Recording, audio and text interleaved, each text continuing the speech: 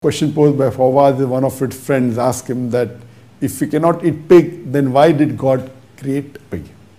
Point to be noted that all the animals and all the living creatures in the world have not been created to be eaten. Point number one. There are many animals. We can't eat tiger, we can't eat lion, we can't eat many animals. They have been created.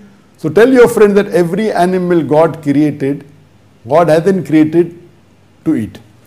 What Allah says in the Quran that we have made the four-footed cattle for you and eat all of them except those which are prohibited.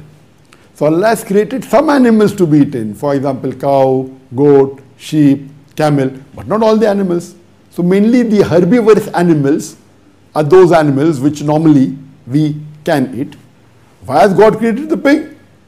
There may be many reasons. One of the reasons that I can think of, that the pig is a very good scavenger. And we find that wherever there is muck and filth, the pig is there. And in the villages, when I was in India, there were villages where they don't have modern toilets like the one we have, in the cities.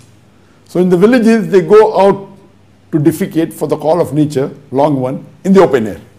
So in the early morning, they go in the fields. When they come back, the pig goes and clears up everything.